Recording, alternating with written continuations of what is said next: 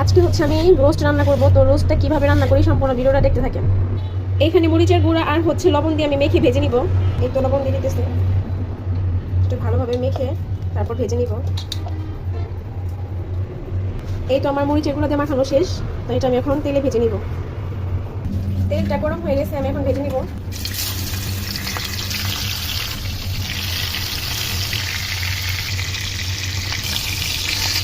ভাজা শেষ আমার, তো আমি একটা করে তুলে নিব।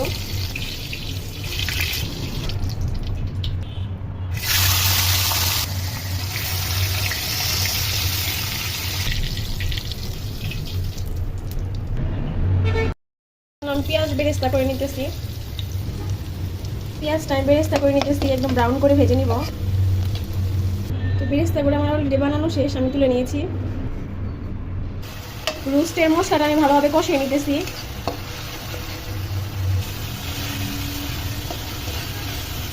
মশলাটা আমার ভালোভাবে কষানো শেষ, তেল উপরে উঠে আসছে। এখন আমি রোস্টগুলো দিয়ে দিব।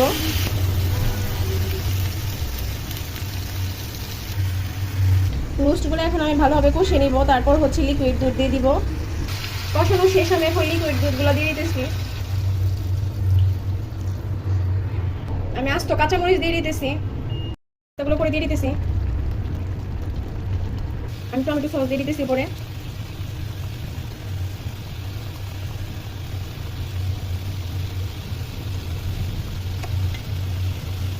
তো ফাইনালি আমার রোস্ট রান্না একদম কমপ্লিট। আমি এখন গরুর মাংস রান্না করব, তো সাথেই থাকুন ভিডিওটি। আমি এখন গরুর মাংস রান্না করব। তো মাংসগুলো ভালোভাবে ক্লিন করে নিতেছি। মাংসগুলো আমার একদম ক্লিন করা শেষ, এখন আমি রান্না করব। আমি তেল দিয়েছি, তেলটা একদম গরম হয়ে গেছে। আমি এখন পেঁয়াজ কুচি দিয়ে দিব। হচ্ছে গোটা গরম মশলা আমি দিয়ে দিতেছি। আদা রসুন পেস্ট, জিরার পেস্ট, মরিচের গুঁড়ো, হলুদের গুঁড়ো, ধনিয়া গুঁড়ো, একটু পানি দিয়ে দিতেছি মশলাটা কষানোর জন্য। পরিমাণ মতো লবণ দিয়ে দিতেছি। এখন মশলাটা আমি ভালোভাবে কষিয়ে নিব। মশলাটা আমার কষানো হয়ে গেছে, আমি গরুর মাংস এখন দিয়ে দিব। মাংস আমি দিয়ে দিছি, এখন ভালোভাবে মাংসটা কষিয়ে নিব।